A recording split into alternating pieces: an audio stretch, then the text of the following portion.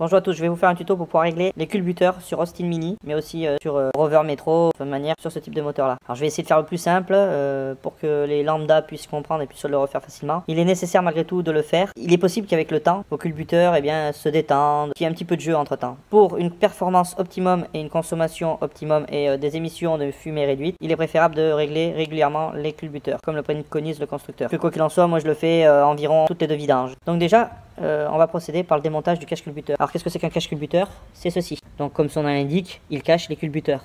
Ici vous avez la culasse et en dessous de la culasse le bloc moteur. Donc on va démonter le cache-culbuteur. C'est à la clé de 16. Bon, ça doit être sans doute du demi. Hein. En l'occurrence à la 16 vous pouvez le démonter. Alors pour cette opération, moi je vous conseille en même temps de changer le joint de cache-culbuteur, c'est-à-dire qu'il se trouve entre la culasse et le culbuteur. Il est possible aussi que vous ayez à la place d'un vis une molette qui se tourne à la main, quoi. Vous savez, un papillon. Alors, au préalable, on n'oubliera pas de prendre une boîte pour pouvoir mettre les vis et pour pouvoir les déposer afin de ne pas les perdre. Voilà, mes vis sont déposées, je vais les mettre en lieu sûr dans une boîte. Donc voici la boîte, évidemment, hein. J'utilise celle d'Ariel, mais Benko et compagnie c'est toujours pas. Elle peut être utilisée, elle est tout aussi bien. Hop, il n'y a plus qu'à le décoller. Il est possible que d'ailleurs ça soit bien collé, tout dépend le joint que vous avez si cela date de vieux. Et à ce compte-là, bon courage parce qu'il va falloir gratter tout autour pour que l'étanchéité se fasse lorsque vous le redéposerez. Alors il est important que vous changez à chaque fois ce joint ici, pour la bonne et simple raison qu'avec le temps il se désagrège et il laisse filtrer l'huile sur le côté. C'est pour ça que des fois vous retrouvez, bon, il y a plein d'autres circonstances, vous trouvez généralement de l'huile qui coule, voilà. L'huile il peut couler par ici, voilà, et vous déglacez le moteur et voir vous faire des taches en dessous du véhicule.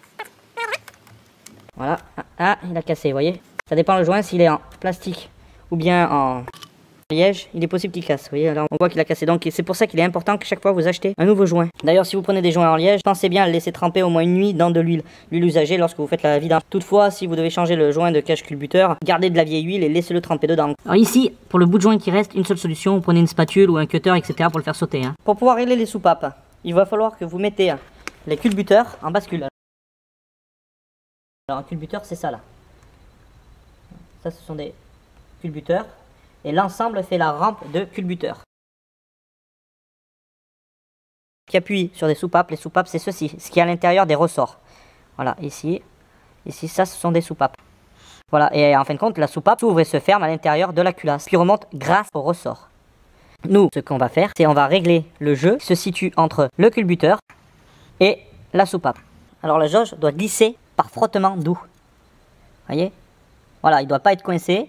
Et il ne doit pas être non plus trop lâche. Et faire cela lorsque le moteur est froid. Si le moteur est chaud, attendez un moment avant de pouvoir le faire, quoi. Parce que en fin de compte, avec les dilatation et compagnie, alors suivant les moteurs, que ce soit un 1275, un 800, un 1000, les valeurs seront peut-être différentes. Vérifiez par rapport à votre RTA. Moi, par rapport à mon véhicule, ça sera un 0,30. Donc, ici, nous avons cylindre 1, cylindre 3, 4, 2. Ici, les poussoirs 1, 2, 3, 4, 5, 6, 7 et 8.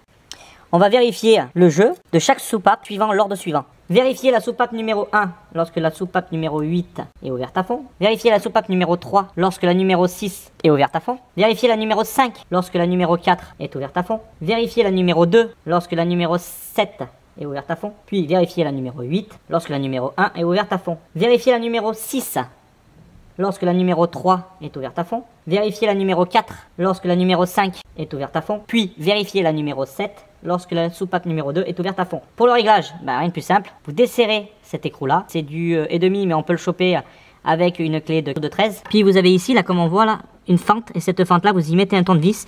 Et c'est avec ce tournevis que vous allez régler plus ou moins cette hauteur là.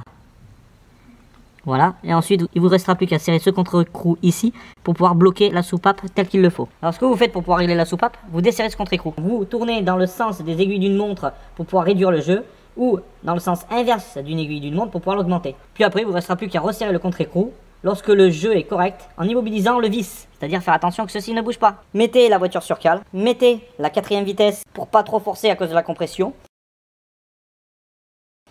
Puis tournez la roue. Ce qui permet de faire bouger votre vilebrequin et par effet papillon de faire tourner votre arbre à cam qui fera actionner votre rampe de culbuteur. Voilà, comme on voit ici. Donc déjà on va se positionner pour que la numéro 8 soit tournée à fond. Voilà, là elle commence à être appuyée à fond. Alors voilà, on se met en bascule, il faut que ce soit en bascule, pas trop non plus. Là on est en bascule. Donc c'est à partir de ce moment-là qu'on peut régler la hauteur ici. La numéro 1. J'ai mon frottement doux.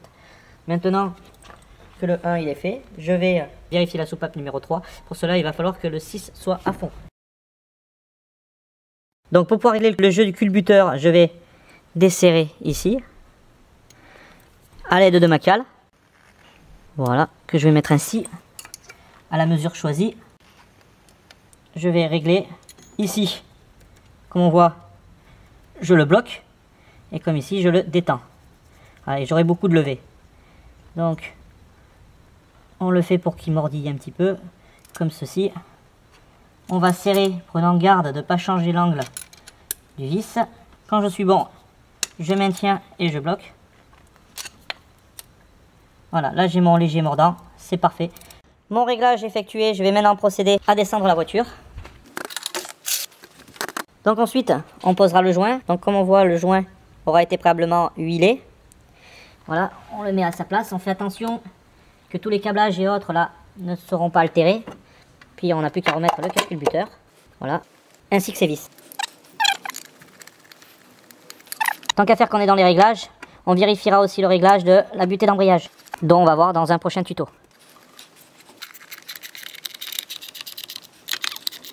Il n'y a plus qu'à ensuite à faire le serrage afin de pouvoir appuyer un maximum le joint. Alors après le joint, tout est relatif. Chacun voudra mettre le joint qu'il voudra.